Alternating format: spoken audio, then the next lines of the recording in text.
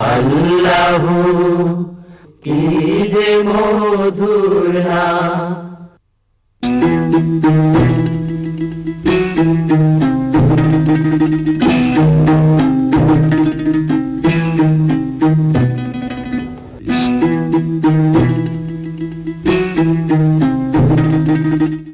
এই ডিস্ক 3-তে যা আছে তা হলো কিভাবে কোরবানি করে হাজী সাহেবরা। মসজিদে জমুম রয়েছে এখানে, হেরা গুহা রয়েছে এখানে, জবলে রহমত, জবলে নূর রয়েছে এখানে, আরো অনেক মূল্যবান জিনিস আপনারা দেখতে পাবেন।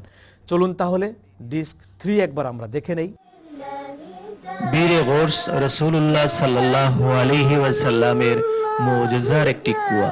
হুজুর আলাইহিস সালাতু ওয়াস সালাম এখানে আসতেন প্রায় এই কুয়ার পানি দিয়ে। এই দেখতে পাচ্ছেন আপনারা দেয়াল, পুরনো ইট ঘেরা গোল একটি দেয়ালের মতো, দুটো খাম্বার মতো রয়েছে, দুটো পিলারের মতো অর্ধেক অর্ধেক। এটাই কুয়া।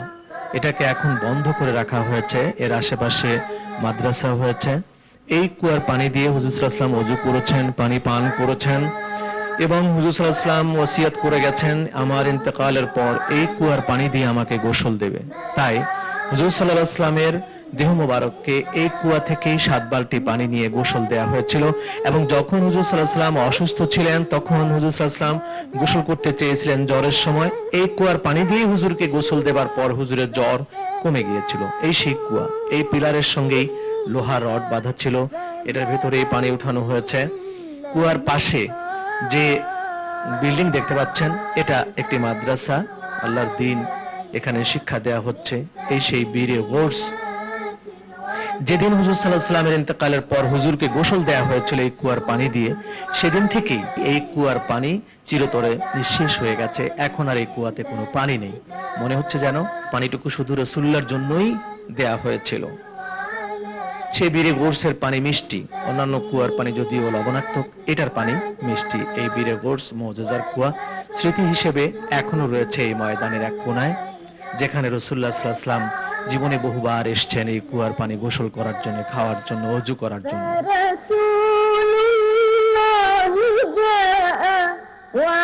শুধু দর্শক মণ্ডলী, মক্কা এবং মদিনার পুরনো যে রাস্তা, এই রাস্তার পাশেই রয়েছে বীরে রাওহা। আমরা আজকে আপনাদেরকে বীরে রাওহাতে নিয়ে যাচ্ছি। বীর মানে হচ্ছে কুয়া, রাওহা জায়গাটির নাম। সামনে আপনারা একটি নীল সাইনবোর্ড দেখতে পাচ্ছেন, এটাই বীরে রাওহার সাইনবোর্ড। এখান থেকে আমরা ডানে চলে যাব। মহাসড়কের ডান দিকেই কাঁচা রাস্তা দিয়ে যেতে হয়। এখানে বেদুইনদের বসবাস। তারা উট, বকরি, ছাগল এগুলো পালে, এগুলো দুগ্ধ বিক্রি করে এবং গোশতও বিক্রি করে। এই কাঁচা রাস্তা দিয়ে একটু ডান দিকে 1 কিলোমিটারের মতো যেতে হয় বীরে রাওহাতে। হুজুর আলাইহিস সালাতু ওয়াস সালাম বদরে যাবার সময় পানির প্রয়োজন দেখা দিল।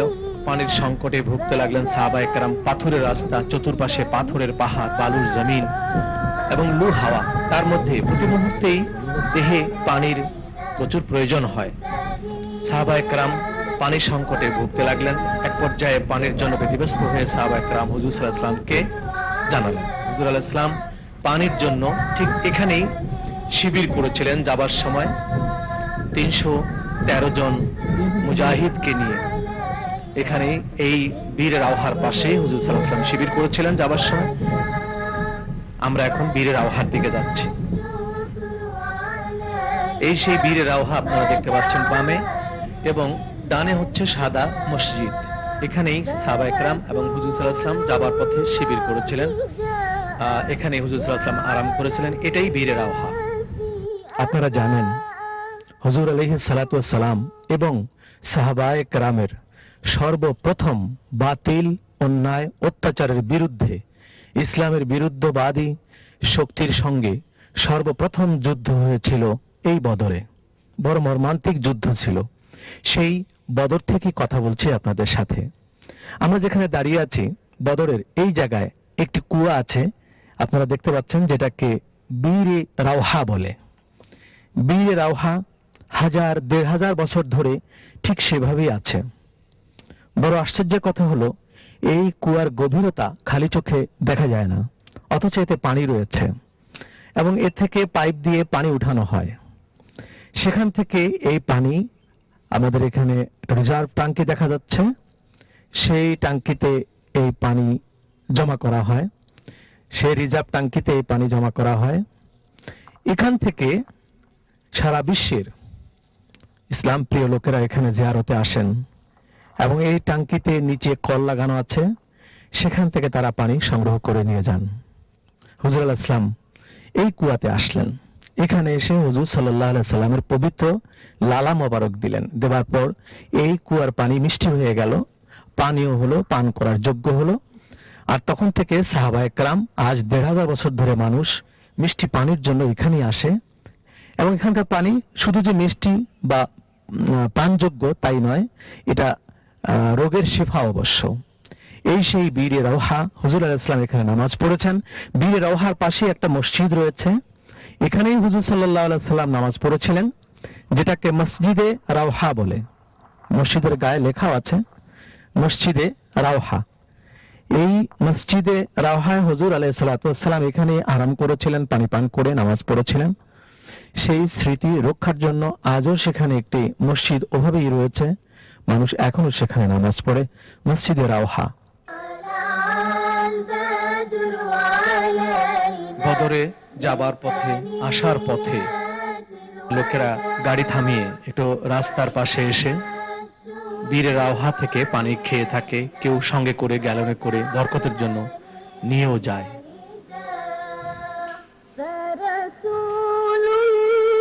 আমরা যখন গিয়েছিলাম আমাদের সাথেও এক কাফেলা তারা গিয়েছিল সেখানে জিয়ারতে, তারা প্রত্যেকে এভাবে পানি পান করছে।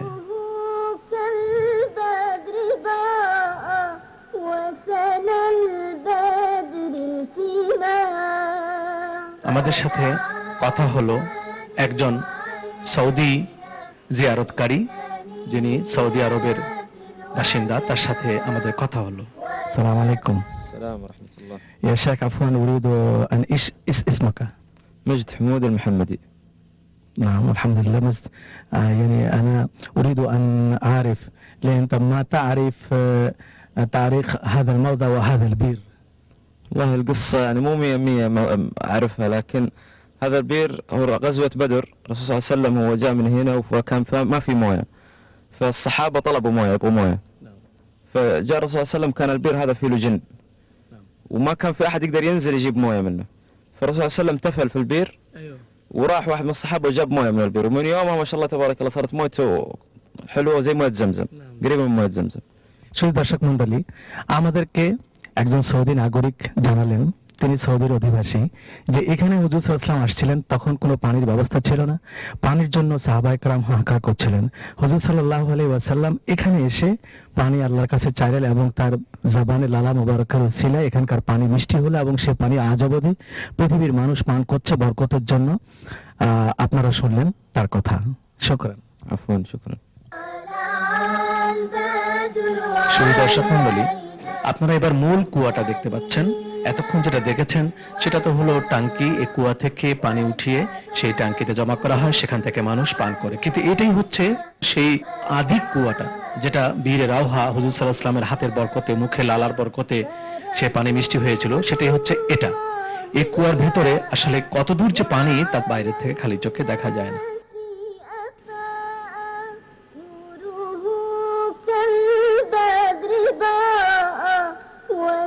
সেই সব পুরনো বাড়িঘর যেখানে খলিফাদের জামানায় লোকজন বসবাস করতেন, এখন বেদুইনরা সেখানে বসবাস করে।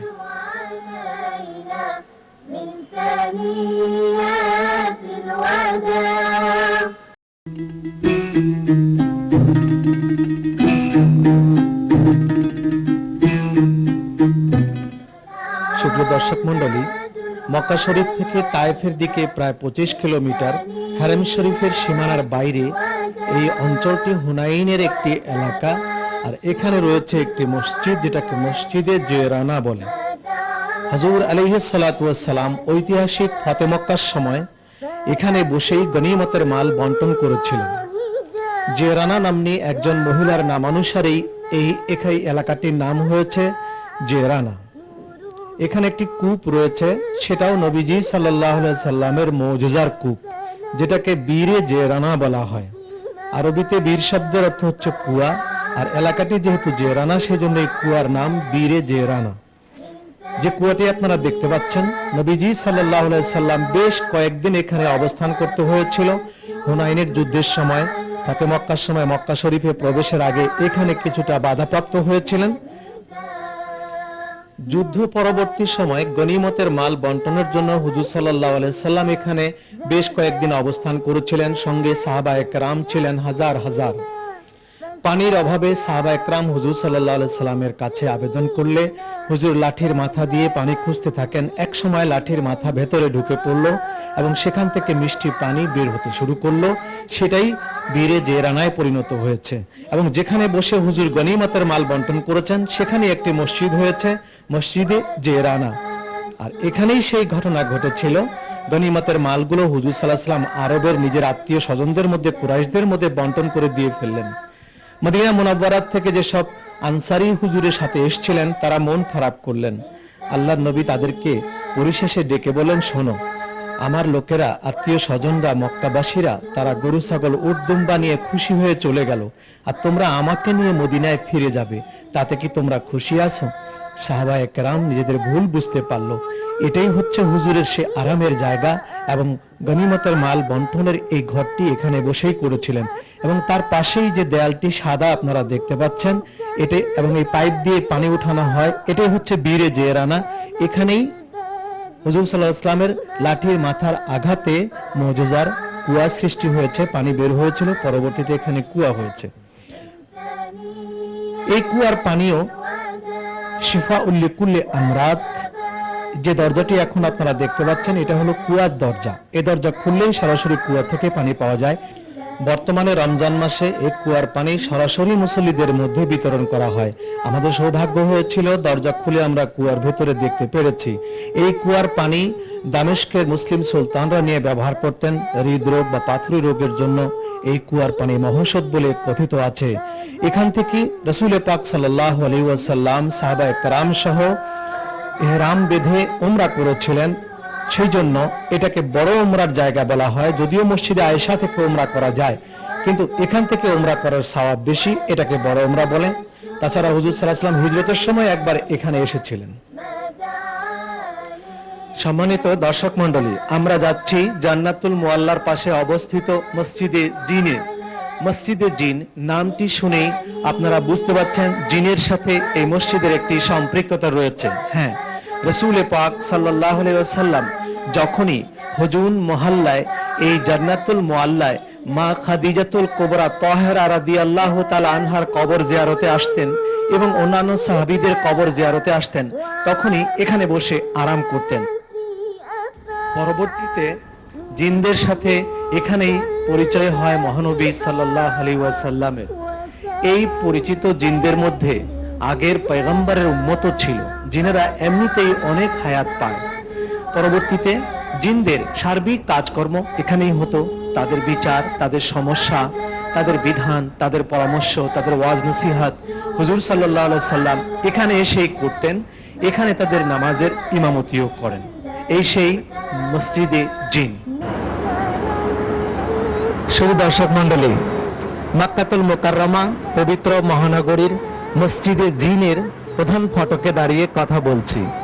মহানবী সাল্লাল্লাহু আলাইহি ওয়াসাল্লাম রাহমাতুল লিল আলামিন শুধু মানুষের নবী ছিলেন না, তিনি জিনেরও নবী ছিলেন। রাহমাতুল লিল আলামিন শুধু মানুষ জিন কেন, মাখলুকাত বলতে, সৃষ্টি বলতে যা কিছু বোঝায় সকলেরই তিনি নবী ছিলেন। মহানবী সাল্লাল্লাহু আলাইহি ওয়াসাল্লাম এখানেই জিনদের ইমামতি করেছেন। তার ইমামতিতে জিনেরা এখানে নামাজ পড়েছে। এখানেই হাজার হাজার জিন মুসলমান হয়েছে। সম্মানিত দর্শক মণ্ডলী, এবার আমি আপনাদেরকে পবিত্র মক্কা শরীফ মহানগরী থেকে প্রায় 12 কিলোমিটার দূরে ওয়াদিয়ে সারফে নিয়ে যাচ্ছি। ওয়াদিয়ে সারফের দিকে আমরা এগিয়ে চলেছি। ওয়াদিয়ে সারফ এটি একটি জায়গার নাম, কিন্তু সেই জায়গার ইতিহাস রয়েছে। মহানবী সাল্লাল্লাহু আলাইহি সাল্লাম উমরা করতে আসার সময় এই জায়গাতেই শিবির করেছিলেন, তাঁবু ফেলেছিলেন। এখানে হুজুর সাল্লাল্লাহু আলাইহি সাল্লাম এক রাত অবস্থানও করেছিলেন। সেই ওয়াদিয়ে সারফ উম্মুনা মা মাইমুনা রাদিয়াল্লাহু তাআলা আনহার মাজার শরীফের দিকে আমরা যাচ্ছি। মক্কা মদিনার মাঝে হাইওয়ের পাশেই এই কবরস্থানটি। এই কবরটিকে ঘিরে একটি বিশাল মসজিদ সেখানে ছিল, কিন্তু আজ আর সেখানে সেই মসজিদটি নেই, সেটা ভেঙে রাস্তাও করা হয়েছে। হযরতে মাইমুনা রাদিয়াল্লাহু তাআলা আনহার কবরটুকু সেখানে রয়েছে। সারা বিশ্বের আশিকে রাসূল মুসলমানরা হজে গিয়ে সব জায়গায় জিয়ারত করতে যায় বটে, কিছু কিছু জায়গা আছে যা হাজী সাহেবদের জন্য যাওয়া সম্ভব হয় না, তার মধ্যে এটি একটি জায়গা। এই ওয়াদিয়ে সরফ কবরস্থানে আপনারা দেখবেন তেমন কোনো জিয়ারতকারী যায় না। এটাই হচ্ছে হযরতে মাইমুনা রাদিয়াল্লাহু তাআলা আনহা হুজুর আলাইহিস সালাতু ওয়াস সালামের সর্বশেষ ছোট বিবি আমাদের উম্মুল মুমিনিনের মাজার শরীফ। এই সেই ওয়াদিয়ে সরফের কবর। আমরা কথা বলছি মক্কা শরীফ থেকে 12 কিলোমিটার দূরে ওয়াদিয়ে সরফে উম্মুল মুমিনিন হযরতে মাইমুনা রাদিয়াল্লাহু তাআলা আনহার মাজারের পাশে দাঁড়িয়ে কথা বলছি। হযরতে মাইমুনা রাদিয়াল্লাহু তাআলা আনহা হুজুর আলাইহিস সালাতু ওয়াস সালামের সর্বশেষ বিবি, যার সাথে হুজুর সাল্লাল্লাহু আলাইহি ওয়াসাল্লামের পবিত্র এবং শুভ পরিণয় হয়েছিল ইহরাম বাঁধা অবস্থায়। উমরা করার সময় হুজুর সাল্লাল্লাহু আলাইহি ওয়াসাল্লাম ইহরাম পরা অবস্থায় তাকে বিয়ে করেছিলেন এবং ইহরাম থেকে হালাল হবার পর এখানেই তার সাথে হুজুর সাল্লাল্লাহু আলাইহি ওয়াসাল্লামের বাসর হয়। এখানেই হুজুর সাল্লাল্লাহু আলাইহি ওয়াসাল্লাম খিমা করেন, এখানে বাসর ঘর হয়। তারই চাওয়া মোতাবেক হযরত মাইমুনা রাদিয়াল্লাহু তাআলা আনহা বলেছিলেন, যেহেতু এখানে হুজুরের সাথে আমার মোলাকাত হয়েছে, যখন আমার মরণ হবে এখানেই যেন আমার দাফন হয়। তারই নসিহত মোতাবেক এখানে তাকে দাফন করা হয়েছে। আজ তিনি এখানে চিরনিদ্রায় নিদ্রিত অবস্থায় শুয়ে আছেন ওয়াদিয়ে সরফ, মক্কাতুল মুকাররমা।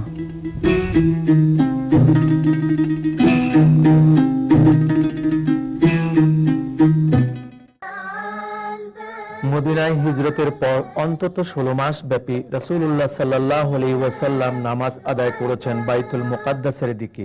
তার মনের ঐকান্তিক আশা আকাঙ্ক্ষার পরিপ্রেক্ষিতেই গোটা মুসলিম বিশ্বের ঈমান ও শৃঙ্খলার প্রতীক কিবলা পরিবর্তন হয়। আল্লাহ পাক বলেন, ক্বাদ নারা তাকাল্লুবা ওয়াজহিকা ফিস সামাই ফালানুওয়াল্লিয়ান্নাকা কিবলাতান তারদাহা। রাসূলুল্লাহর চাওয়া মোতাবেক আমাদের বাইতুল্লাহ কিবলা হয়েছে। রাসূল পাক সাল্লাল্লাহু আলাইহি ওয়াসাল্লামের আকাঙ্ক্ষার ফসল আজকের এই কিবলা বাইতুল্লাহ শরীফ।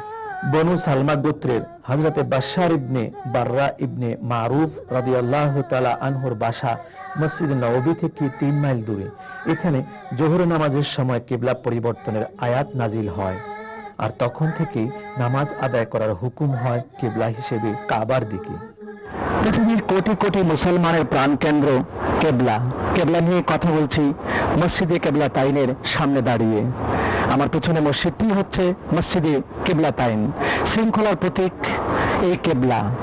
তখন হুজুর সাল্লাল্লাহু আলাইহি সাল্লাম মসজিদে আকসা অর্থাৎ বাইতুল মুকাদ্দাসের দিকে নামাজ পড়তেন, কিন্তু হুজুর সাল্লাল্লাহু আলাইহি ওয়াসাল্লামের মন চাচ্ছিল যদি কেবলাটা কাবা শরীফ হতো কতই না ভালো হতো। আমার জন্মস্থান, আমার কাবা, আমি এই কাবার সাথে আমার হৃদয় এবং শরীর সম্পর্ক রয়েছে প্রচুর। এই জায়গায় একজন অসুস্থ মহিলাকে দেখতে এসেছিলেন হুজুর সাল্লাল্লাহু আলাইহি ওয়াসাল্লাম, তার জন্য দোয়া করতে এসেছিলেন। সেদিনও জোহর নামাজের সময় 2 রাকাত নামাজ পড়া হয়ে গেলে হুজুর সাল্লাল্লাহু আলাইহি ওয়াসাল্লাম ভাবলেন কেবলাটি যদি কাবার দিকে হতো। আর কথা নেই, তখনই আল্লাহ পাক বললেন, ক্বাদ নারা তাকাল্লুবা ওয়াজহিকা ফিস সামাই ফালানুওয়াল্লিয়ান্নাকা কিবলাতান তারদাহা। যদি আপনি খুশি হন তাহলে ঠিক আছে, এক্ষুনি সে কিবলার দিকে ফিরে যান। হুজুর সাল্লাল্লাহু আলাইহি ওয়াসাল্লাম 2 রাকাত নামাজ, বাকি 2 রাকাত নামাজ কাবার দিকে এসে পড়লেন। পিছনে যারা নামাজ পড়লেন, যারা এই খবর শুনলেন, তাদের মধ্যে 10 জন ব্যক্তি বিনা আপত্তিতে তার স্বীকার করলেন, মেনে নিলেন, বিশ্বাস করলেন। হুজুর সাল্লাল্লাহু আলাইহি ওয়াসাল্লামের কাছে কোনো কিছু জানতেও চাইলেন না। আল্লাহ খুশি হয়ে তাদের ঈমানের স্থূলতা দেখে এই 10 জনকে পৃথিবীতে বেহেশতি বলে ঘোষণা করলেন। তাদেরকে আশারা মুবাশশারা বলা হয়। এই সেই মসজিদে কিবলাতাইন, এখানে ঘটেছিল কিবলা পরিবর্তনের মতো ঐতিহাসিক ঘটনা ঘটেছিল সেই মসজিদে কিবলাতাইন। দীর্ঘদিন ধরে মসজিদের দুদিকেই মেহরাব ছিল এবং যেখানে নবীজি বসা অবস্থায় আয়াত নাজিল হয়েছিল সেই চিহ্নও ছিল, কিন্তু এখন তার দেয়ালে পরিণত করা হয়েছে। কিবলা পরিবর্তনের ইতিহাসকে স্মরণ করার জন্য অসংখ্য মানুষ সেখানে জিয়ারতে আসে, অন্তত 2 রাকাত নামাজ আদায় করে আত্মতৃপ্তি লাভ করে। পৃথিবীতে আজ লক্ষ লক্ষ মসজিদ রয়েছে দাঁড়িয়ে। এই লক্ষ লক্ষ মসজিদের মধ্যে আমরা দাঁড়িয়েছি এমন একটি মসজিদের কাছে, যেটা মুসলমানদের সবচেয়ে প্রথম মসজিদ। মসজিদ হিসেবে এর আগে আর কোনো মসজিদ পৃথিবীতে ছিল না। মসজিদের নাম হচ্ছে মসজিদে কুবা। হিজরতের পর হুজুর সাল্লাল্লাহু আলাইহি সাল্লাম মক্কাতুল মুকাররমা থেকে মদিনা মুনাওয়ারায় সর্বপ্রথম এখানে এসে অবস্থান নেন। এখানে বেশ কিছুদিন হুজুর সাল্লাল্লাহু আলাইহি সাল্লাম অবস্থান করেন এবং এই সময়টাতেই সাহাবায়ে কেরামদেরকে বলেন একটা মসজিদ করার জন্য। হুজুর সাল্লাল্লাহু আলাইহি সাল্লাম নিজে এই মসজিদের ইট বানানোর কাজ করেছেন, নিজে ইট বহন করে একটি মসজিদ তৈরি করেছেন। সেই মসজিদটি হচ্ছে এই মসজিদে কুবা। এই মসজিদ তৈরির ক্ষেত্রেই আয়াত নাজিল হয়েছিল কোরআনে পাকে, লামাসজিদান উসসিসা আলা তাকওয়া। মদিনায় পৌঁছার পর মহানবী সাল্লাল্লাহু আলাইহি সাল্লাম সর্বপ্রথম যে কাজটি করেছিলেন সেটা হলো এই মসজিদে কুবার তৈরি। কুবা একটি পল্লীর নাম ছিল। পৃথিবীতে পবিত্র বাইতুল্লাহ শরীফ এবং 3টি মসজিদ নবীগণের দ্বারা তৈরি হয়েছে। বাইতুল্লাহ শরীফ প্রথমত হযরতে আদম আলাইহিস সালাতু ওয়াস সালাম এবং পরবর্তীতে হযরত ইব্রাহিম ও তাঁর পুত্র হযরতে ইসমাইল আলাইহিস সালাতু ওয়াস সালাম কর্তৃক নির্মিত হয়। বাইতুল মুকাদ্দাস হযরত সুলাইমান আলাইহিস সালাতু ওয়াস সালামের তত্ত্বাবধানে, মসজিদে কুবা এবং মসজিদে নববী হুজুর সাল্লাল্লাহু আলাইহি ওয়াসাল্লামের তত্ত্বাবধানে তৈরি হয়। তাই তো নবী সাল্লাল্লাহু আলাইহি ওয়াসাল্লাম সপ্তাহে অন্তত একবার এই মসজিদে আসতেন, নামাজ পড়তেন এবং বলেছেন এখানে 2 রাকাত নফল নামাজ পড়লে একটি উমরা করার সওয়াব হয়। পাথর চুন তৈরি ও মাটির তৈরি মসজিদে কুবা সাহাবায়ে কেরাম ও রাসূলুল্লাহ সাল্লাল্লাহু আলাইহি ওয়াসাল্লামের সমন্বয়ে তৈরি সেই মাটির মসজিদটি আজ আর সেভাবে নেই। প্রচুর অর্থ ব্যয়ে এটা এখন পৃথিবীর সুন্দর ও সুবিশাল অন্যতম এক মসজিদে পরিণত হয়েছে। এই মসজিদেও লক্ষ লক্ষ মানুষ এক জামাতে নামাজ পড়তে পারে। মসজিদের পাশেই রয়েছে খেজুর বাগান। সেই আমল থেকে লালন করা হচ্ছে এই বাগানকে, যেখানে হুজুর সাল্লাল্লাহু আলাইহি ওয়াসাল্লামের একটি বাড়িও ছিল। অত্যাধুনিক কারিগরি প্রযুক্তিতে মসজিদটি নির্মাণ এবং বিশেষ করে অজুখানার পরিবেশ মানুষকে মুগ্ধ করার মতো। মসজিদের একটি কবরস্থানও রয়েছে। জান্নাতুল বাকির পর অন্যান্য কবরস্থানের পাশাপাশি এটাও একটি কবরস্থান। সাহাবায়ে কেরাম আরজ করলেন, ইয়া রাসূলুল্লাহ, আমরা তো মক্কা শরীফ থাকতে প্রায় উমরা করতাম, হেরম শরীফে যেতাম, অনেক দূরে চলে এসেছি, আজ আর আমরা উমরা করতে পারি না, হেরমে যেতে পারি না। হুজুর সাল্লাল্লাহু আলাইহি ওয়াসাল্লাম বললেন, ওযু করে যারা এই মসজিদে এসে 2 রাকাত তাহিয়াতুল ওযু নামাজ পড়বে তারা একটি উমরার সওয়াব পেল।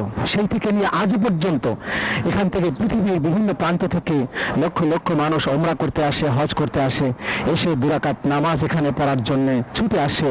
2 রাকাত নামাজ পড়লে একটি উমরার সওয়াব হয়ে যায়।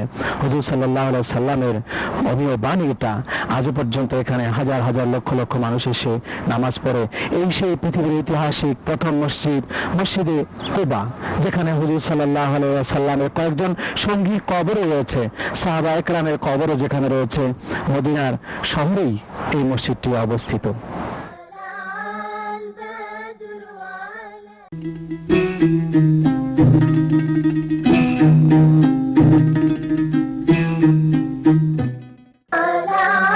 প্রিয় দর্শকবৃন্দ, হারাম শরীফ থেকে সকালের সোনালী রোদে যাত্রা করে জামুমের পথে শারে সোহাদা পৌঁছে আমাদের সৌভাগ্য হয়েছিল মুসলিম বিশ্বের খ্যাতিমান খলিফা আমিরুল মুমিনিন হযরত ওমর ইবনুল খাত্তাব রাদিয়াল্লাহু তাআলা আনহুর ছেলের মাজার শরীফ জিয়ারতের। মাজার শরীফের গেটের সামনে শ্বেত পাথরে তার নাম লেখা আছে মাকবারাতু আব্দুল্লাহ ইবনে ওমর রাদিয়াল্লাহু তাআলা আনহু। এটাই হচ্ছে তার মাজার শরীফ, এখানে তিনি শহীদ হয়েছিলেন। আর মাজারে এই যে পাথরগুলো দেখতে পাচ্ছেন, এগুলো হচ্ছে মূল মাজার। মাজারের চতুর্পাশেই উঁচু দেয়ালও রয়েছে। মাজারের বাইরের গেটের বাইরে আশেপাশে যে এলাকাগুলো রয়েছে তার পাশে একটি উঁচু এলাকাও রয়েছে। এগুলো অবশ্য মাজারের ভেতরে, এটা মাজারের বাইরে। এই পাহাড়ের মতো টিলাতে যে বিল্ডিং এর ধ্বংসাবশেষ দেখতে পাচ্ছেন, এখানে হযরত ওমরের ছেলে অবস্থান করেছেন, এখানে তিনি শহীদও হয়েছেন। পাশে এটা দর্শনার্থীদের সুবিধার জন্য এখানে একটি মসজিদ করে দেওয়া হয়েছে এবং মসজিদটির নামও তার নামানুসারে মসজিদে আব্দুল্লাহ ইবনে ওমর নাম রাখা হয়েছে। সেখানকার লোকেরা ঐতিহ্য ও পুণ্যময় পুরনো স্মৃতিগুলোকে ভুলে যেতে অভ্যস্ত হচ্ছে বলেই হারামাইনের শরীফাইনে সাহাবায়ে কেরাম, আহলে বাইত ও আউলিয়ায়ে কেরামগণের মাজার শরীফগুলোর অবস্থা এতটাই অযত্নে রাখা হয়েছে। সিয়াসত্তার মশহুর হাদিসে হযরত আব্দুল্লাহ ইবনে ওমরের বহু হাদিস বর্ণনা করা হয়েছে। এই সেই আব্দুল্লাহ ইবনে ওমর রাদিয়াল্লাহু তাআলা আনহুর মাজার ও মসজিদ।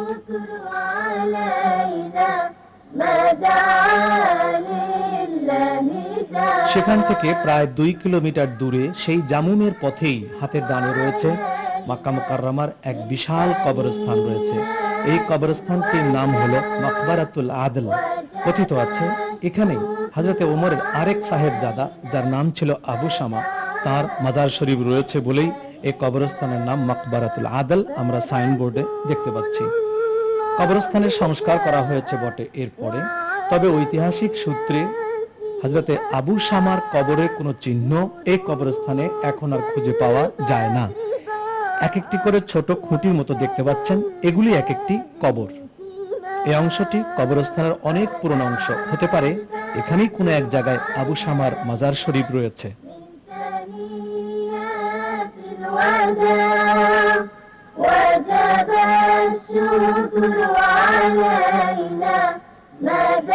এবার আমরা চলছি আরাফার পাশে হেরেমের বাইরে প্রায় 21 কিলোমিটার দূরে হযরতে আব্দুল্লাহ ইবনে জুবায়ের রাদিয়াল্লাহু তাআলা আনহুর মাজার শরীফের দিকে আমরা চলছি। হযরতে আয়েশা সিদ্দিকা রাদিয়াল্লাহু তাআলা আনহার বড় বোন হযরতে আসমা বিনতে আবি বকর সিদ্দিক রাদিয়াল্লাহু তাআলা আনহার সাহেবজাদা হযরতে আব্দুল্লাহ ইবনে জুবায়ের নির্মমভাবে আল্লাহর ঘরের ভেতরে পাপাত্তা জালিম শাহী ইয়াজিদের উত্তরসূরি হাজ্জাজ ইবনে ইউসুফের হাতে শহীদ হন। এটাই তার মাজার শরীফের গেট। হযরত আব্দুল্লাহ ইবনে জুবায়ের মক্কা শরীফের খলিফা ছিলেন। তিনি আহলে বায়তের অন্তর্ভুক্ত ছিলেন। আহলে বায়তের অন্তর্ভুক্ত ছিলেন বলেই হযরতে হুসাইন রাদিয়াল্লাহু তাআলা আনহুর দারুণ ভক্ত ছিলেন। আর সেই অপরাধেই হাজ্জাজ তাকে জান্নাতুল মুআল্লায় মাজার শরীফ তৈরি হওয়ার পরেও সেখানে কবর দিতে দেয়নি, হেরেমের বাইরে এখানে দাফন করতে বাধ্য করেছিল। এটাই তার কবর। তার দেহ মোবারককে এখানেই দাফন করা হয়, এটা তার মূল মাজার শরীফ। অন্যান্য সাহাবীদের কবরও আশেপাশে রয়েছে। নবীজির অত্যন্ত আদরের ভাগিনা খলিফা আব্দুল্লাহ ইবনে জুবায়ের জনমানব শূন্য এলাকায় এভাবেই পড়ে আছেন। প্রিয় দর্শক মণ্ডলী, আমাকে যেখানে দাঁড়িয়ে থাকতে দেখছেন, এটা পবিত্র মক্কাতুল মুকাররমা থেকে প্রায় 25 কিলোমিটার দূরে। এই ছোট শহরটির নাম হচ্ছে জামুম। এই শহরের এই মসজিদের নাম হচ্ছে মসজিদে ফাতেহ। এখানেই ফাতে মক্কার সময় হুজুর সাল্লাল্লাহু আলাইহি সাল্লাম মদিনা থেকে আসার সময় প্রথম এখানেই হযরত খালিদ ইবনে ওয়ালিদকে পতাকা গাড়ার জন্য এখানে নির্দেশ দিয়েছিলেন। এখানেই প্রথম মক্কা বিজয়ের পতাকা এখানে প্রথম উঠানো হয়। আর এরপরে হুজুর সাল্লাল্লাহু আলাইহি সাল্লাম এখানে এসে বহুবার নামাজ পড়েছেন। জায়গাটি ঐতিহাসিকভাবে চিহ্নিত। আল্লাহর নবী এখানেই আসতেন। ছোট শহরটি কেমন দেখে আসি, মসজিদটি কেমন চলুন আমরা দেখে আসি। তবে মসজিদের দরজা বন্ধ থাকায় আমরা ভেতরে কোনো দৃশ্য নিতে পারলাম। মসজিদের চতুর্পাশে আমরা দেখি কেমন। পবিত্র মক্কা নগরী থেকে 25 কিলোমিটার মদিনার দিকে তারিকে হিজরায় ওয়াদি জামুম নামে একটি এলাকা রয়েছে। সেখানে একটি মসজিদ, এই মসজিদটির নামই মসজিদে ফাতেহ। মক্কা বিজয়ের অভিযানে হেরেমের সীমানার বাইরে 18 কিলোমিটার দূরে এই মসজিদটির জায়গাতেই 10,000 সাহাবী সাথে নিয়ে হুজুর আলাইহিস সালাতু ওয়াস সালাম শিবির ফেলেছিলেন এবং একটি রাত এখানে অতিবাহিত করেন। রাতে হেরেম শরীফে ঢুকবেন না বলেই এখানে রাত যাপন করেছিলেন এবং মসজিদটির স্থানে হুজুর সাল্লাল্লাহু আলাইহি ওয়াসাল্লাম নামাজও আদায় করেছিলেন। আবু সুফিয়ানের মুসলমান হওয়ার ইতিহাসও এখানেই। পুরনো মসজিদটি 1397 হিজরিতে পুনর্নির্মাণ করা হয়। শেখ হাসান বাকর মোহাম্মদ কুতুব এই মসজিদের ব্যয়ভার বহন করেন। 300 বর্গ মিটারের মসজিদটি সদর দরজায় শ্বেত পাথরে লেখা থেকে বোঝা যায় তার নির্মাণ ইতিহাস। 10,000 সাহাবী ও মহানবী সাল্লাল্লাহু আলাইহি ওয়াসাল্লামের সেজদার স্মৃতি নিয়ে আজও দাঁড়িয়ে আছে এখানে মসজিদে জামুম বা মসজিদে ফাতেহ।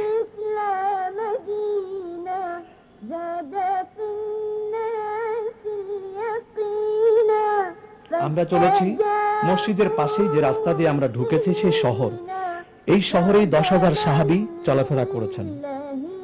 মসজিদে জামুম থেকে আমরা ফিরে এলাম মক্কা নগরীর প্রান্তে। যে মসজিদটি এখন আপনারা দেখতে পাচ্ছেন, এটাই হলো মসজিদে খালিদ ইবনে ওয়ালিদ। হুজুর সাল্লাল্লাহু আলাইহি ওয়াসাল্লাম বলেছিলেন, মক্কা নগরীর মূল নগরীতে ঢোকার আগে এখানে তুমি শিবির করো এবং এখানে তুমি পতাকা, ইসলামের পতাকা গেড়ে দাও। হযরত খালিদ ইবনে ওয়ালিদ এখানেই পতাকা গেড়ে দিয়েছিলেন। এখানে আজান দিয়ে নামাজ পড়া হয়েছিল, সেই জন্য এটাকে তখন শহরের সীমানা বলে অভিহিত করা হতো। আজ সেখানে একটি মসজিদ হয়েছে। এই মসজিদের নাম হযরত খালিদ ইবনে ওয়ালিদের নামে মসজিদে খালিদ ইবনে ওয়ালিদ বলা হয়। এর পূর্বে এখানে শুধু শহরের একটি সীমানার চিহ্ন ছিল। পরবর্তীতে এখানে এই মসজিদটি করা হয়েছে। মসজিদটি অবশ্য বর্তমান হুকুমতের সময় করা হয়েছে। মসজিদের চতুর্পাশে এখন লোকালয়ে ভরে গেছে, রেসিডেন্সিয়াল এরিয়া হয়েছে। এখান থেকে এর পাশে দিয়েই মসজিদে জামুমের দিকে হাইওয়ে চলে গেছে।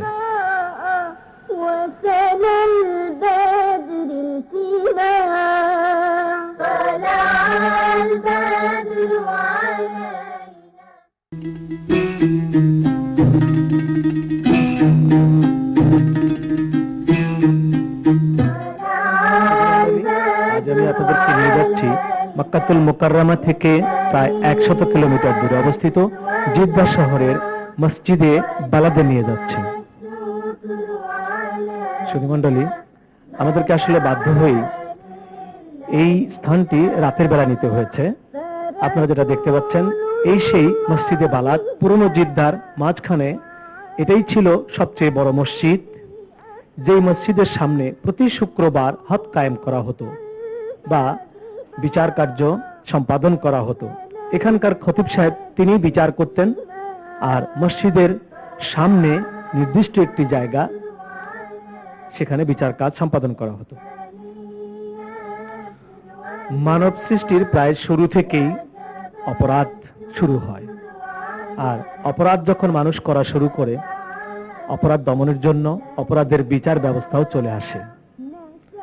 শতাব্দীর পর শতাব্দী, সহস্রাব্দীর পর সহস্রাব্দী অপরাধের বিচার ব্যবস্থা ছিল, কিন্তু কোনোটাই পরিপূর্ণ বা যথেষ্ট ছিল না। পবিত্র কোরআন শরীফ অপরাধ দমনের জন্য, অপরাধ মুক্ত সমাজ গঠনের জন্য, অপরাধীদের সংশোধনের জন্য বিচার ব্যবস্থা দিয়েছে। কেবলমাত্র পবিত্র কোরআনের বিচার ব্যবস্থাতেই অপরাধ মুক্ত সমাজ গঠন হয়েছিল মহানবী সাল্লাল্লাহু আলাইহি সাল্লামের জামানায়, পবিত্র মক্কা এবং মদিনায়। তাই পবিত্র মক্কা এবং মদিনাকে কেন্দ্র করে ইসলামের আদর্শ সারা দুনিয়া ছড়িয়ে পড়ে। জুমার দিন জুমার মুসল্লিদের সামনে এখানেই ঘোষণা করা হতো মানুষের দণ্ড, তা মৃত্যুদণ্ড হোক বা বেত্রাঘাত হোক, যাই হোক না কেন, এখানে ঘোষণা করা হতো। এই জায়গার চতুর্পাশে মানুষ দাঁড়াতো, প্রকাশ্য দিবালোকে মানুষের বিচার এভাবে করা হতো। এটাই হচ্ছে পবিত্র কোরআন শরীফের বিচার ব্যবস্থা আর পৃথিবীর অন্যান্য বিচার ব্যবস্থার পার্থক্য। মৃত্যুদণ্ড বা বেত্রাঘাত বা লঘু শাস্তি সব দেশেই রয়েছে, সব সমাজেই রয়েছে, কিন্তু তা হয় বিভিন্ন ব্যবস্থায়। আর কোরআন শরীফ বলেছে মানুষের অপরাধের বিচার করতে হবে প্রকাশ্যে দিবালোকে, একজনের বিচার দেখে যেন অসংখ্য মানুষ সংশোধন হয়ে পড়ে। আর তাই জুমার দিন জুমার নামাজের পরে এখানেই বিচার কার্য সম্পাদন করা হতো। সুধীমণ্ডলী, এখানে আগে বিচার কাজ সম্পাদন করা হতো, এখন শুধু একটি স্মৃতিস্তম্ভই রয়েছে এখানে। সুধীমণ্ডলী, বর্তমানে যেখানে বিচার কার্যকর করা হয় আমরা আপনাদেরকে সেখানে নিয়ে যাব। সুধীমণ্ডলী, রাতে যে মসজিদটি আপনাদেরকে দেখিয়েছিলাম সেখানে পূর্বে বিচার কাজ সম্পাদন করা হতো। এখন আমরা যাচ্ছি বর্তমানে যেখানে বিচার কার্যকর করা হয় সেখানে আমরা এখন যাচ্ছি, মসজিদে জাফফালিতে যাচ্ছি। অপরাধীর শাস্তি দেয়াটা কারো বিরুদ্ধে কোনো পরিকল্পনা বা কোনো অ্যাকশন নয়, বরং অপরাধমুক্ত সমাজ গঠন, অপরাধীর সংশোধনের জন্যই হচ্ছে বিচার ব্যবস্থা বা শাস্তির ব্যবস্থা। তাই তো আল্লাহ পাক কোরআন শরীফে আল্লাহ পাক বলেন, ইন্নাল্লাহা ইয়া'মুরুকুম আন তু'আদ্দুল আমানাতি ইলা আহলিহা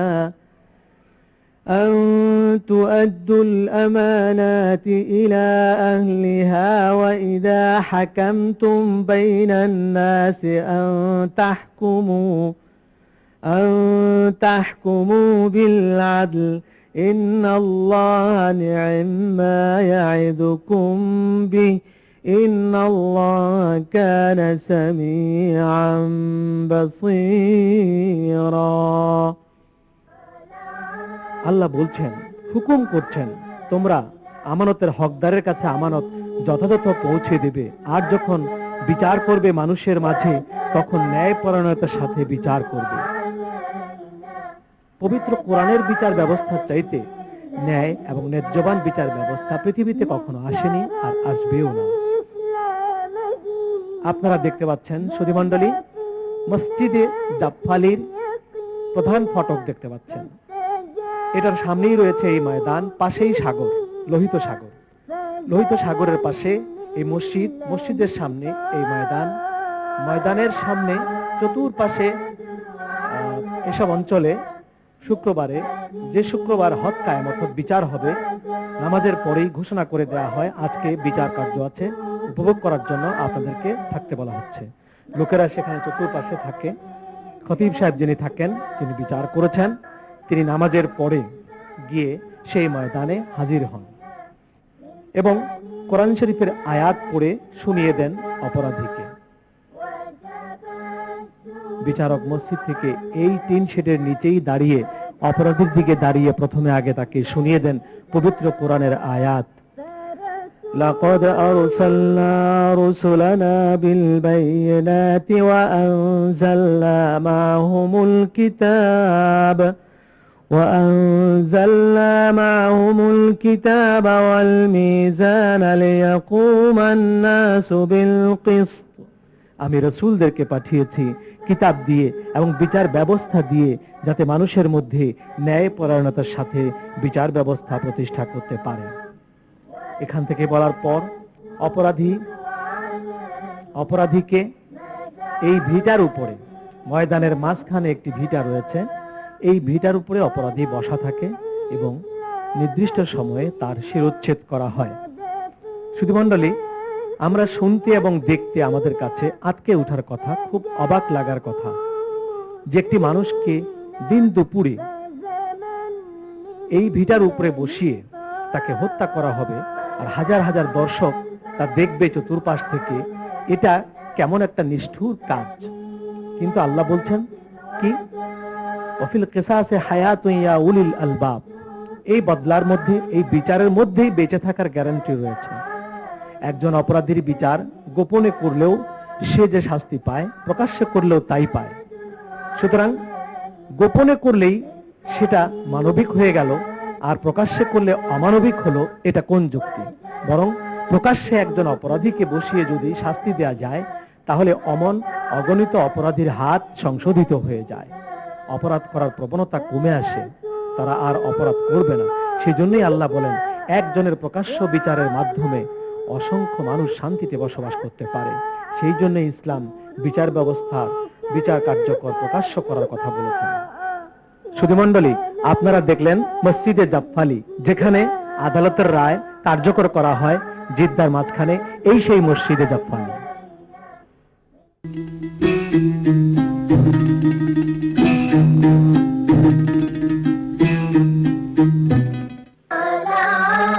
হারাম শরীফ থেকে প্রায় 5 কিলোমিটার দূরে জাবালে নূরের কাছে এটাই হচ্ছে কুরবানির একটি হাট, যেটার নাম হলো সাউকুল মাওয়াশি। এটাকে মির্জাহরাও বলে। এখানে এটাকে মাসলাখ, কোরবানির জাবেহের জায়গা। 10ই জিলহজ শয়তানকে পাথর মারার পর, জমারাতে আকাবায় পাথর মারার পর এখানেই কোরবানি করার জন্য আসতে হয়। কোরবানি হজের একটি রোকন। তা উট হতে পারে, দুম্বা হতে পারে, ছাগল হতে পারে বা গরু হতে পারে। আমরা 10ই জিলহজ পাথর মারার পর কোরবানি করার জন্য সে কোরবানির হাট সাউকুল মাওয়াশিতে এসে পৌঁছেছে। এগুলো ছাগলের খেত্তা। এক একটা এরিয়ার মধ্যে এ ধরনের হাজার হাজার ছাগল থাকে। গ্রামগঞ্জ থেকে এরা কিনে আনে। এখান থেকে চয়েস করে নিতে হয় নিজেদের কোরবানির জন্য ছাগল, ভেড়া বা দুম্বা। এগুলো সংরক্ষণ করার জন্য সেখানে নিয়োজিত লোক থাকে এবং এদের খাবারের জন্য ব্যবস্থা করা হয়। আর এগুলো হচ্ছে উটের খেত্তা। দেশি বিদেশি বিভিন্ন উট এখানে রয়েছে, যেমন সৌদি আরবের রয়েছে, সুদানের রয়েছে, ইন্ডিয়ারও রয়েছে। সম্মানিত দর্শক শ্রোতা, পবিত্র মক্কাতুল মুকাররমা থেকে প্রায় 4.5 কিলোমিটার দূরে আমরা যেখানে দাঁড়িয়েছি, স্মরণ করিয়ে দিচ্ছে হাজার হাজার বছর আগের কথা। সাইয়েদুনা ইব্রাহিম আলাইহিস সালাতু ওয়াস সালাম আল্লাহকে খুশি করার জন্য তার নিজের পুত্রকে যখন জবাই করতে উদ্যত হয়েছিলেন, তৈরি হয়েছিলেন, আল্লাহ পাক তার পুত্রকে গ্রহণ না করে আসমানি এক জানোয়ার দিলেন, ইব্রাহিম আলাইহিস সালামকে এক প্রাণী দিলেন জবাই করার জন্য। সেই থেকে বেঁচে গেল আমাদের সন্তানরা। আল্লাহ রাব্বুল আলামিন তার পরিবর্তে আমাদের আল্লাহ পাকের ভালোবাসা মহব্বতের বিনিময় হিসেবে প্রতি বছর কোরবানি অর্থাৎ 10ই জিলহজ থেকে নিয়ে শুরু করে 10, 11, 12 এই 3 দিন পর্যন্ত পৃথিবীর ইমানদার মানুষের কাছে গ্রহণ করে থাকেন এই কোরবানি। এই কোরবানি সম্বন্ধে মহান আল্লাহ রাব্বুল আলামিন বলেন, লা ইয়ানালাল্লাহু লুহুমুহা ওয়ালা দিমাউহা ওয়ালাকিন ইয়ানালুহুত তাকওয়া মিনকুম। আল্লাহ বলেন, তোমাদের কোরবানির গোশত বলো, রক্ত বলো, এগুলো তো আমার কাছে পৌঁছায় না। আমার কাছে পৌঁছায় আমার যেটা প্রয়োজন, সেটা হচ্ছে তোমাদের আন্তরিকতা। যে আন্তরিকতা দিয়েছিল ইব্রাহিম আলাইহিস সালাতু ওয়াস সালাম আল্লাহ পাককে তার নিজের ছেলে কোরবানি করে। বিভিন্ন দেশ থেকে নিয়ে আসা পশুদের খাবার সংগ্রহ এবং সরবরাহ সম্বন্ধে আমাদের কথা হলো একজন বাংলাদেশি শ্রমিকের সাথে। আমরা কথা বলছি জবরে নূরের মাসলাক থেকে, অর্থাৎ হজের সময় হাজী সাহেবরা যেখানে কোরবানি করেন, একটি করে দমে শকুর দেন অথবা দমে কাফফারা দেন, এই কোরবানি জায়গা থেকে কথা বলছি। লক্ষ লক্ষ উট, দুম্বা, ছাগল, গরু এখানে কেনা বেচা হয়। এর বিরাট বিরাট খামার রয়েছে এবং তাদের খাবার জন্য বিভিন্ন জায়গা থেকে গম, ঘাস ইত্যাদি আমদানি করা হয়ে থাকে। এবং এই বিশাল এই পরিকল্পনা, এই প্রজেক্ট এবং এই খামারের সাথে মাসলাকের সাথে জড়িত রয়েছে অনেক কর্মকর্তা কর্মচারী যারা এখানে জীবিকা নির্বাহ করছে। এমন একজনের সাথে আমরা কথা বলছি। আসসালামু আলাইকুম। আপনার নাম কি ভাই? নাম আব্দুল কাদের। আপনার দেশ বাড়ি কোথায়? আমার দেশ কক্সবাজার, বাংলাদেশ। আর এখানে আপনি কতদিন যাবত আছেন? বিদেশে আমি 4 মাস হয়ে গেছিলাম। আর এখানে আপনার কাজ কি? কি কাজ করেন? এখানে আমি পেরসিং বেচে মানে পেশা কিনে করি। এটা কি কি বেচা কেনা করছে? পেরসিং এর পেশা কিনে করি। কি যে এটাকে কি বলে? এটাকে বলে বাস্তায়া। আর এটা কি উট দুম্বায় খায় এগুলো? এটা উট খায়, গরু খায়, ছাগল খায়, কুলু খায়। আচ্ছা, আপনি বিশেষ করে হজের সময় আপনি এগুলা কি পরিমাণ বিক্রি হয়? কত টাকার দৈনিক বিক্রি হয়? হজের সময় মানে বেচা কিনা হয় 7,000-8,000 মতো রিয়াল। অর্থাৎ প্রতিদিন 7-8 রিয়াল এগুলো বিক্রি হয়। এখানে রহমতে আলম বিশ্ব নবী মোহাম্মদ মুস্তাফা সাল্লাল্লাহু আলাইহি ওয়াসাল্লাম তার জীবনের একমাত্র হজের পরের দিন নিজ হাতে আল্লাহ তাআলার খুশির জন্য কোরবানি করেছিলেন মোট 63টি জানোয়ার। নবীজির হাতে উৎসর্গ হওয়ার জন্য পশুদের প্রতিযোগিতায় লিপ্ত হওয়ার ঘটনা ছিল সেদিনের নজিরবিহীন ঐতিহাসিক এক ঘটনা। উট নবীজির বাহন ছিল। সারা পৃথিবীতে অন্যান্য জানোয়ারের তুলনায় উট একটি সম্পূর্ণ ব্যতিক্রমধর্মী পশু। পশু হিসেবে তার লজ্জাশীলতা ও সহনশীলতা অসাধারণ। সৌদি আরবের একজন উট ব্যবসায়ীর সাথে কথা হলো উটের কেনাবেচা এবং জবাই সম্বন্ধে। السلام عليكم ورحمة الله. وعليكم السلام ورحمة الله. عفوا أنا أريد أن أعلم إيش اسمك؟ اسمي ناصر غنيان العميري. أريد أن তিনি বলেন তার নাম নাসের বুনিয়ান আল উমায়ের। كم يبل هنا؟ এটা আমার উটের ক্ষেত্তা। এখানে আমার প্রায় 20টি উট আছে। الحمد لله. প্রিয় দর্শক, এখন আপনারা বিশাল গেটের উপরে যে সাইনবোর্ড দেখতে পাচ্ছেন, মাসলাক সাউকুল মাওয়াশি, এখানেই সরকারি ব্যবস্থাপনায় লাল রঙের পোশাক পরিহিত লোকদেরকে নিয়োজিত রাখা হয়েছে কোরবানি করার জন্য। এরাও কোরবানি করে। আর তাছাড়া যার কোরবানি সে নিজেও করতে পারে, আর সেখানে নিজের প্রতিনিধি দিয়েও কোরবানি করানো যায়। এটা হচ্ছে সরকারি মাসবাহা বা জাবেহখানার ভেতরের দৃশ্য। এর ভেতরে কোনো জানোয়ার গেলে আর রক্ষা নাই, কোরবানি হতেই হবে তাকে। নিজে করুন আর লাল পোশাক পরিহিত লোকেরা করুক, তাকে কোরবানি হতেই হবে। এখান থেকেই বিশ্বের বিভিন্ন দরিদ্র দেশে এসব জানোয়ার প্যাকেট করে জেদ্দা লোহিত সাগরে নিয়ে যাওয়া হয়। এখন যে পাইপটি দেখতে পাচ্ছেন ঝুলছে, এটা হচ্ছে পানির ব্যবস্থা। রক্ত বেশি হলে, ময়লা জমলে এভাবেই পানির পাইপ দিয়ে তা আবার পরিষ্কার করা হয়, পরিচ্ছন্ন রাখা হয়, যাতে করে কোনো রকমের রোগ জীবাণু যেন সেখানে সৃষ্টি হতে না পারে। এই জানোয়ারগুলোই প্যাকেট করে লোহিত সাগরে নিয়ে সেখানে জাহাজের মাধ্যমে, পানি জাহাজের মাধ্যমে বিশ্বের বিভিন্ন জায়গায় পাঠিয়ে দেওয়া হয়। আপনারা দেখতে পেলেন ঠিক জানোয়ারের প্যাকেটগুলো গাড়িতে উঠানো হচ্ছে। রাসূল পাক সাল্লাল্লাহু আলাইহি ওয়াসাল্লামের এটাও একটি মুজিজা যে জানোয়ারগুলো তার হাতে নিজে নিজে জবাই হওয়ার জন্য প্রতিযোগিতা করছিল। আসলে জানোয়ার তো জবেহের আলামত পেলে ছোটাছুটি করে, কিন্তু নবীর হাতে তারা কোরবানি হবে এটা তারা নিজেদের জন্য সৌভাগ্য মনে করেছে। আমার নবীজি সাল্লাল্লাহু আলাইহি ওয়াসাল্লাম সকল নবীর নবী, তাই বলে আপনারা দেখতে পাচ্ছেন একজন হাজী নিজেই তিনি তার পশুটিকে জবেহ করছেন। হাজী সাহেবদের কাফেলার কোরবানি তাদের প্রতিনিধির মাধ্যমে এভাবেই দেওয়া হয়। বাইরে থেকে কোরবানির হাট থেকে কোরবানির ছাগল এই জাবেখানার ভিতরে ঢুকিয়ে দেওয়া হয়। সুপ্রিয় দর্শক, কাফেলার হাজী সাহেবরা তাদের কোরবানির ছাগল লাইন করে ঢোকাচ্ছে ভেতরে। এগুলো ভেতরে গেলেই জবাই হবে। এটাই হচ্ছে দুম্বা, ছাগলের মতোও নয়, ভেড়ার মতোও নয়। আপনারা এখন যেটা দেখতে পাচ্ছেন খুব গুরুত্বপূর্ণ একটি বিষয় কোরবানির ক্ষেত্রে, তা হলো উটের জবেহ করার দৃশ্য। উট কিন্তু মুখের কাছে গলায় জবেহ করে না, পায়ের উপরি ভাগে বুকের কাছে একটু নরম জায়গা আছে, সেখানে ছোট্ট একটু চাকু চালিয়ে দিচ্ছে আর সে শুয়ে পড়তেছে। ছুটোছুটিও করছে না, কাউকে আহতও করছে না। খুব নিরীহ নম্র ভদ্র প্রাণী উট, নবী পাক সাল্লাল্লাহু আলাইহি ওয়াসাল্লামের ভালোবাসার পাত্র।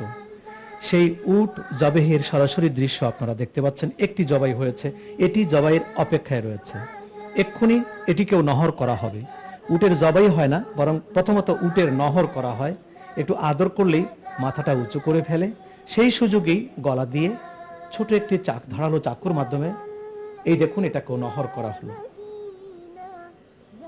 প্রিয় দর্শক, আমরা এখন কথা বলবো সেখানেই উট জবেহ করার কাজে নিয়োজিত একজনের সাথে, সেই দেশেরই একজনের সাথে আমরা এখন কথা বলছি। أنت سعودي؟ نعم. أنت ما أي شغل هنا؟ الشايب انت قصب ذبح. ذبح نعم. كم يوم أنت في شغل؟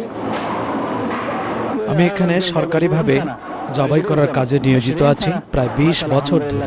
ইসবাহা বা কোরবানির ব্যবস্থাপনায় নিয়োজিত চিটাগাং কক্সবাজারের একজন বাঙালি সন্তান মোহাম্মদ মুশতাকের সাথে আমরা কথা বলবো। আসসালামু আলাইকুম।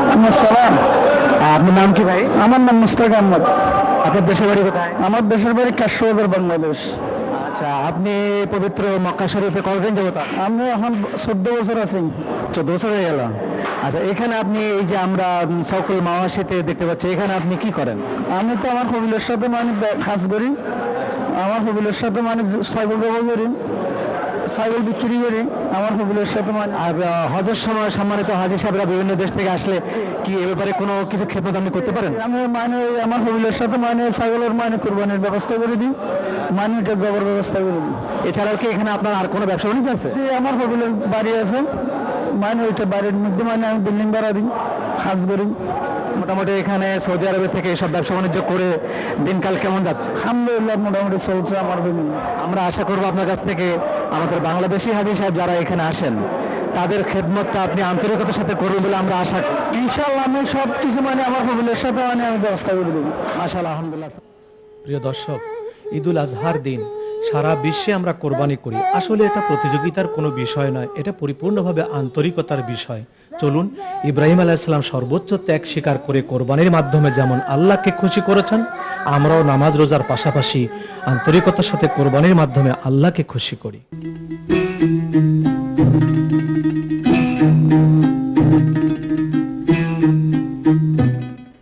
হুজুর সাল্লাল্লাহু আলাইহি ওয়াসাল্লামের দুধমাতা মা হালিমাতুস সাদিয়ার কথা আমরা সবাই জানি। দত্তক প্রথার কারণে হুজুর সাল্লাল্লাহু আলাইহি সাল্লামকে শিশু অবস্থায় দত্তক দেয়া হয় মা হালিমাতুস সাদিয়ার কাছে। তার বাড়ি ছিল তায়েফে, বনু সাদ গোত্রে তিনি জন্মগ্রহণ করেছিলেন বলে তাকে সাদিয়া বলা হয়। মক্কা শরীফ থেকে তায়েফ 100 কিলোমিটার দূরে এবং তায়েফ থেকে মা হালিমার বাড়ি ওয়াদিয়ে হালিমা আরও 60 কিলোমিটার দূরে। সুধীমণ্ডলী, আজকে আমরা আপনাদেরকে নিয়ে যাচ্ছি সেই তায়েফ থেকে আবার মা হালিমার বাড়ি ওয়াদিয়ে হালিমাতে নিয়ে যাচ্ছি। মক্কা শরীফ থেকে তায়েফ শহর 100 কিলোমিটার দূরে, কিন্তু মক্কাতুল মুকাররমা থেকে তায়েফের উচ্চতা প্রায় 7000 ফিট। রাস্তাটি কিন্তু সমতল নয়, সমতল জমিন থেকে 7000 ফিট উঁচুতে পাহাড়ের পাশে দিয়ে, কখনো দুই পাহাড়ের মাঝখানে, খুব সংকটাপন্ন রাস্তা দিয়েই যেতে হয়। এভাবে আমরা গাড়ি নিয়ে সকালে রওনা হয়ে তায়েফে পৌঁছি। এই রাস্তা দিয়েই মহানবী সাল্লাল্লাহু আলাইহি ওয়াসাল্লাম হুজুর সাল্লাল্লাহু আলাইহি ওয়াসাল্লামের দুধমাতা হালিমাতুস সাদিয়ার সঙ্গে গিয়েছিলেন তায়েফে। এভাবেই পাহাড়ের পাশে দিয়ে রাস্তাগুলো উপরে গিয়েছে, উপর থেকে আবার নিচে গিয়েছে। উপর থেকে দেখলে শহরটাকে এমনই দেখা যায়। মাঝে আমরা এক জায়গায় এসে দেখলাম বৈদ্যুতিক ক্যারিয়ারের দ্বারা পাহাড়ের উঁচু থেকে চূড়া থেকে নিচে নামতে হয়, লোকেরা এভাবে উঠানামা করে। সাধারণত পাহাড়ের উপর থেকে নিচে গাড়ি অথবা বৈদ্যুতিক ক্যারিয়ার ছাড়া নামা ওঠা করা কোনো ক্রমেই সম্ভব নয়। আমরা তায়েব শহরে এসে পৌঁছে গেছি। শহরের নিচে অর্থাৎ মক্কা শরীফে যখন 38 সেলসিয়াস ডিগ্রি তাপ, তখন তায়েব শহরের তাপ হচ্ছে মাত্র 15 সেলসিয়াস ডিগ্রি তাপ। এত ঠান্ডা গাড়ির বাইরে হাত বের করা সম্ভব নয়। এখানে সর্বদাই ঠান্ডা থাকে, মাঝে মধ্যে বৃষ্টিপাতও হয়। আমরা যে মসজিদটি দেখতে পাচ্ছি এটা তায়েব শহরের এক কিনারে পাহাড়ের পাদদেশে। এটাকে আদালতে আলীও বলে বা মসজিদে আলী বলে, তার কারণ এখানে ইসলাম বিজয়ের পর এখানে হযরত আলীউল মুরতদা রাদিয়াল্লাহু তাআলা আনহুর বিচারালয় ছিল। তিনি এখানে বসেই বিচার করতেন। পরবর্তীতে হুজুর সাল্লাল্লাহু আলাইহি ওয়াসাল্লাম এখানে এসে নামাজও পড়েছেন। তখন যেভাবে ঘরটি তৈরি হয়েছিল, পরবর্তীতে আব্বাসীয় খলিফাদের সময় এটার কিছুটা মেরামত হয়।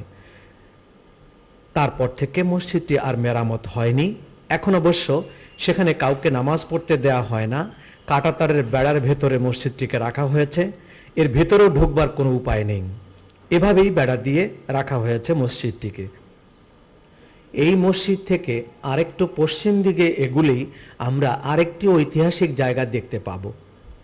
মাক্কাতুল মুকাররমা থেকে প্রায় 100 কিলোমিটার পূর্ব দিকে আমরা তায়েব শহরের এমন একটি জায়গায় দাঁড়িয়ে কথা বলছি। আজ থেকে 1500 বছর আগে এখানেই আমাদের প্রাণপ্রিয় নবীজি মোহাম্মদ মুস্তাফা সাল্লাল্লাহু আলাইহি ওয়াসাল্লামকে এখানকার লোকেরা নির্যাতন করেছিল, পাথর মেরেছিল তার নুরানি দেহে।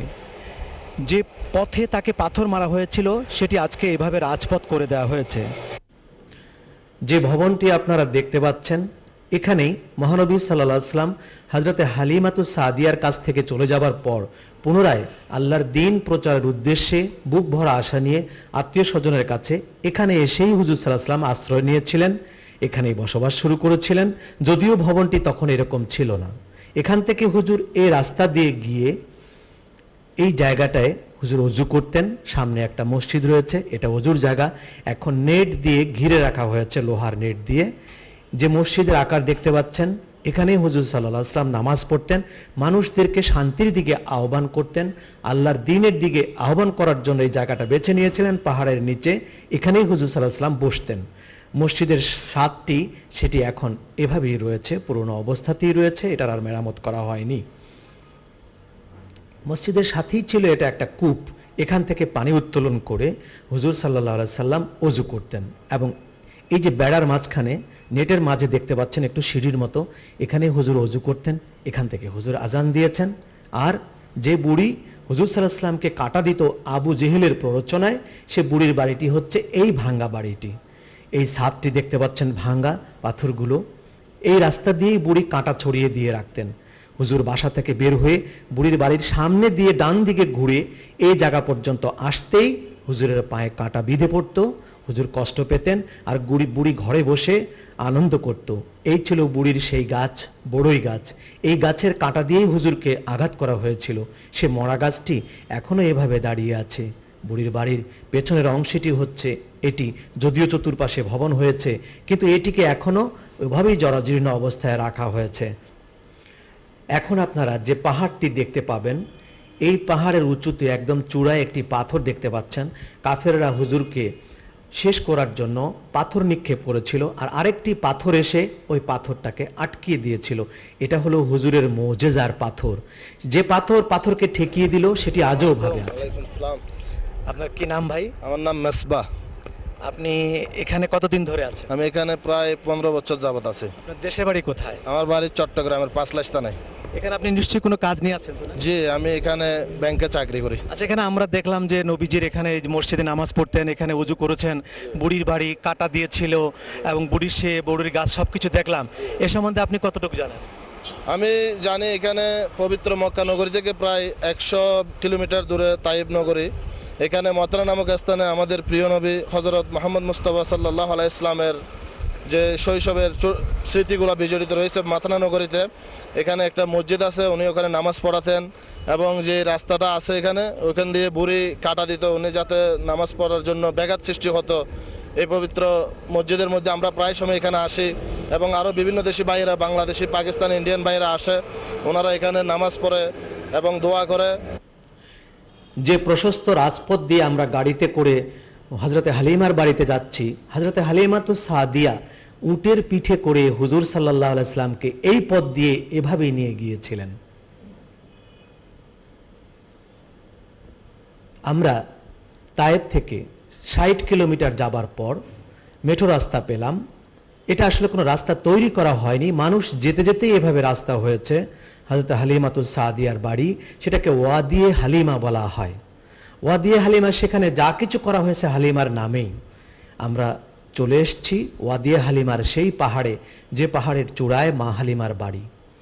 পাহাড়ের গায়ে কিছু কাঁটার গাছও রয়েছে, তাই সাবধানে পাহাড়ে উঠতে হয়। হযরত হালিমাতুস সাদিয়ার যে ঘরটিতে বসবাস করতেন, আমরা খুব কাছাকাছি চলে এসেছি সেই ঘরে। তৎকালীন আরবের লোকদের উট, দুম্বা, মেষ, ছাগ এগুলো লালন পালন করাই ছিল জীবিকার প্রধান মাধ্যম। আর তাই হযরতে হালিমাতুস সাদিয়া রাদিয়াল্লাহু তাআলা আনহা তিনিও মেষ, ছাগ, দুম্বা ইত্যাদি লালন পালন করতেন, নিজে সেগুলোর খাবার জোগাড় করতেন, খাবার বিতরণ করতেন সেগুলোর মধ্যে। তার পাশাপাশি হুজুর সাল্লাল্লাহু আলাইহি সাল্লাম নিজেও হযরতে হালিমাতুস সাদিয়ার উট, দুম্বা এবং মেষ পাল চড়ানোর কাজে হুজুর সাল্লাল্লাহু আলাইহি সাল্লাম নিজেও অংশগ্রহণ করেছেন। বুক ভরা আবেগ নিয়ে ১৫০০ বছর পর গিয়ে আমরাও সেই দৃশ্য দেখতে পেলাম। আপনারা দেখতে পাচ্ছেন সে মাঠে এখনো দুম্বা, মেষ, ছাগ ইত্যাদি চড়ানো হয়ে থাকে।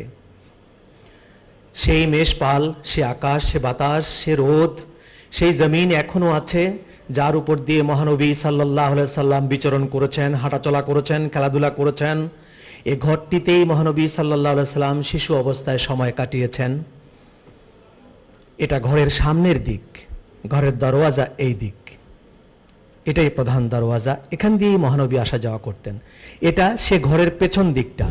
প্রিয় দর্শক, আমাকে যে ঘরটির দরজার সামনে দেখছেন, এটাই হলো আমার আপনার প্রাণের চেয়ে প্রিয় নবীজি মুহাম্মদ মুস্তাফা সাল্লাল্লাহু আলাইহি সাল্লামের শৈশবকালের থাকার ঘর। এখানে হুজুর সাল্লাল্লাহু আলাইহি সাল্লাম তাঁর দুধমা হালিমাতুস সাদিয়ার সঙ্গে বসবাস করতেন। এই দরজাটি দেখতে পাচ্ছেন, এটা দিয়েই হুজুর সাল্লাল্লাহু আলাইহি সাল্লাম ঢুকতেন।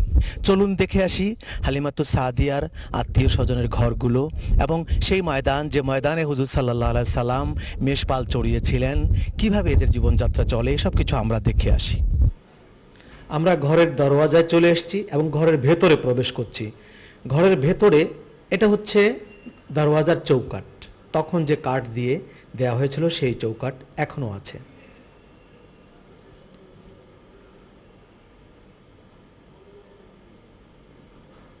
চৌকাঠের নিচ দিকে এটা। আমরা ঘরের ভেতরে প্রবেশ করেছি। আপনারা ভেন্টিলেটর দেখতে পাচ্ছেন। ভেতরে দুটো রুম মনে হচ্ছে, একটি প্রাচীর, একটি রুমে হুজুর সাল্লাল্লাহু আলাইহি সাল্লাম এবং তার মা থাকতেন, হয়তো অন্যটিতে হযরত হালিমার স্বামী থাকতেন। এটাই হচ্ছে ঘরের ছাদ, যদিও ছাদ নেই, ছাদ কেমন ছিল তা বোঝা যাচ্ছে।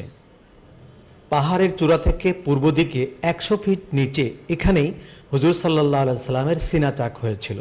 হুজুরের ওপেন হার্ট সার্জারি বা সিনা চাক মোট 4 বার হয়েছিল, তার মধ্যে এখানে হয়েছিল একবার, হযরতে জিবরিল আমিনের মাধ্যমে হয়েছিল।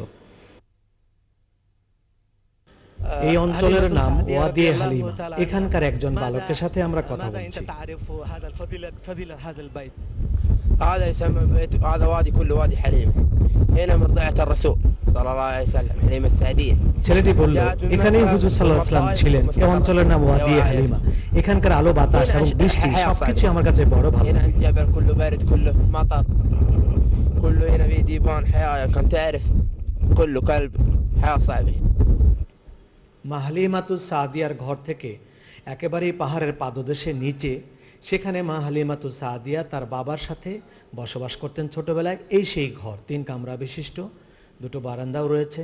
এখানেই শৈশবকাল কাটিয়েছেন মা হালিমাতুস সাদিয়া। যেখানে এসেছি, যে দরওয়াজাটা আমাকে দেখছেন, এই ঘরটা, এটাই মা হালিমাতুস সাদিয়ার ঘর ছিল, কিন্তু তিনি তার বাবার সাথে এখানে থাকতেন। এটা তার বাবার বাড়ি ছিল। এই ঘরটিতে দেখা যাচ্ছে 3টি রুম দেখা যাচ্ছে। এটি লম্বালম্বি একটি, এর মাথায় ওপাশে আরেকটি রয়েছে, পাশে আরেকটি রয়েছে এবং একটি বারান্দাও রয়েছে সামনে। এর নিচে আবার আরেকটু বারান্দা রয়েছে, সেখানে একটি গাছ রয়েছে, বাবলা কাঠের এখনো রয়েছে। হিংস্র জীব জানোয়ারের আক্রমণ থেকে নিরাপদে রাখার জন্য বাচ্চাকে নিয়ে মা হালিমাতুস সাদিয়া পরবর্তীতে পাহাড়ের চূড়ায় এই ঘরটি বাঁধেন এবং সেখানেই হুজুর সাল্লাল্লাহু আলাইহি ওয়াসাল্লামকে নিয়ে থাকেন। আত্মতৃপ্তির সাথে মা হালিমার বাড়ি দেখে বেদনা ভারাক্রান্ত হৃদয়ে ফিরে যাচ্ছি। জীবনে আর কখনো আসা হবে কি না তা আল্লাহই ভালো জানেন।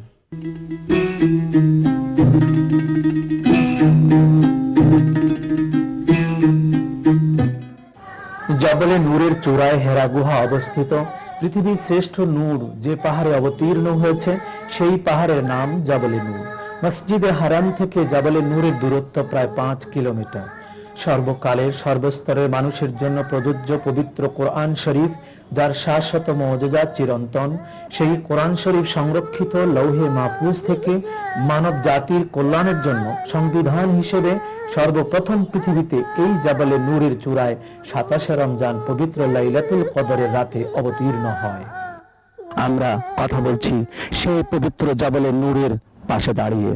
এখানেই নাজিল হয়েছিল শবে কদরে পবিত্র কোরআন শরীফ হুজুর সাল্লাল্লাহু আলাইহি সাল্লামের উপরে নাজিল হয়েছিল। পৃথিবীর সমস্ত মানুষের জীবন বিধান হিসেবে দুনিয়া এবং আখেরাতে দোনোজাহানে মানুষ কি করে কল্যাণ পাবে, কি করে মুক্তি পাবে, কি করে সমৃদ্ধি পাবে, এই সব কিছু পবিত্র কোরআন শরীফে রয়েছে। আমরা সেখানে দাঁড়িয়ে কথা বলছি। জিবরিল আমিন হুজুর সাল্লাল্লাহু আলাইহি সাল্লামকে এই পাহাড়ে চূড়াতে এসে পবিত্র মাহে রমাদানের লাইলাতুল কদর অর্থাৎ কদরের রাতেই এসে বললেন, হে নবী আপনি পড়ুন। রাসূল পাক সাল্লাল্লাহু আলাইহি সাল্লাম বললেন, আমি তো পড়তে জানি না। আবার বললেন, হে নবী আপনি পড়ুন। তিনি আবার একই কথা বললেন। এভাবে 3 বারের পর জিবরিল আমিন হুজুর সাল্লাল্লাহু আলাইহি সাল্লামকে একটু জোরে জড়িয়ে ধরলেন এবং বললেন, পড়ুন। হুজুর সাল্লাল্লাহু আলাইহি সাল্লাম পড়তে শুরু করলেন, কিন্তু 3 বার বলেছেন পড়ুন পড়ুন পড়ুন, পড়তে পারেননি। 4বার যখন বলেছেন পড়ুন আপনার প্রভুর নামে, প্রভুর নামের সাথে যখন সম্পৃক্ত হলেন হুজুর সাল্লাল্লাহু আলাইহি সাল্লাম পড়া শুরু করলেন। পৃথিবীর আখিরাতের সমস্ত জ্ঞান হুজুর সাল্লাল্লাহু আলাইহি সাল্লামের ভিতরে চলে আসলো। সে কথাই আল্লাহ বলছিলেন, আলাম নাশরাহ লাকা সাদরাক, আপনার হৃদয়কে আমি জ্ঞানের সম্ভার করে দিয়েছি, জ্ঞানের সমুদ্র করে দিয়েছি। সারা পৃথিবীর সমস্ত জ্ঞান আপনার কাছে আছে। সমস্ত পয়গম্বরের জ্ঞান আপনার জ্ঞানের তুলনায় একটি ফোঁটা বিশিষ্ট। বিশ্ব মানবতার মুক্তি ও কল্যাণের উদ্দেশ্যে মহানবী সাল্লাল্লাহু আলাইহি ওয়াসাল্লাম দীর্ঘদিন ধ্যান করেছিলেন জবলে নূরের চূড়ায় এই হেরা গুহাতে। পাহাড়ের চূড়ায় আরোহণ করতে প্রায় 1 ঘন্টা সময় লাগে। পাহাড়ের চূড়ায় উঠে আবার প্রায় 20 মিটার নিচে নেমে হাতের বামে গুহার দরওয়াজা।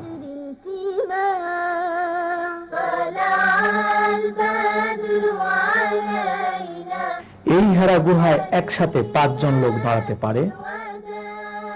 গুহা থেকে বাইতুল্লাহ শরীফ স্পষ্ট দেখা যেত, কিন্তু এখন নগরীর অনেক নির্মাণের ভিড়ে তা আর দেখা যায় না। তবে একটি চমৎকার বিষয় হলো মক্কা নগরীর রাস্তায় গাড়িতে ঘোরার সময় চতুর্পাশ থেকে জাবলে নূরের চূড়া দৃষ্টিগোচর হয়। এই উঁচু পাহাড়টি বেয়ে বেয়ে হযরত খাদিজাতুল কুবরা তাহেরা রাদিয়াল্লাহু তাআলা আনহা একজন মহিলা হয়েও সাধনারত স্বামী মহানবী সাল্লাল্লাহু আলাইহি ওয়াসাল্লামের সেবা করার জন্য পরনের কাপড় চোপড় ও খাবার পানীয় নিয়ে ওঠানামা করেছেন। অথচ একজন যুবক পুরুষ মানুষের জন্য জীবনে একবার ওঠানামা করাও দুরূহ ব্যাপার। এটা ছিল হযরত খাদিজা রাদিয়াল্লাহু তাআলা আনহার ইসলাম ও মহানবীর প্রতি অকৃত্রিম এবং তুলনাহীন ভালোবাসার বহিঃপ্রকাশ। আলোর কাছে আলোর অবতরণ, আলোর নবী মহানবী সাল্লাল্লাহু আলাইহি ওয়াসাল্লাম এবং আল কোরআনের আলো মিশ্রিত ঝর্ণা ধারার মতো বিতরণ করছে 1500 বছর ধরে হিদায়াতের আলো। সৃষ্টি করেছে মানুষের অন্তরে সম্মানের আসন। নূরের ফেরেশতা জিবরিলের সাথে নূরের নবী মহানবী সাল্লাল্লাহু আলাইহি সাল্লামের মিলনের স্মৃতি স্তম্ভ হয়ে দাঁড়িয়ে আছে এই পাহাড়। তাই তো একে বলা হয় জাবলে নূর বা আলোর পাহাড়।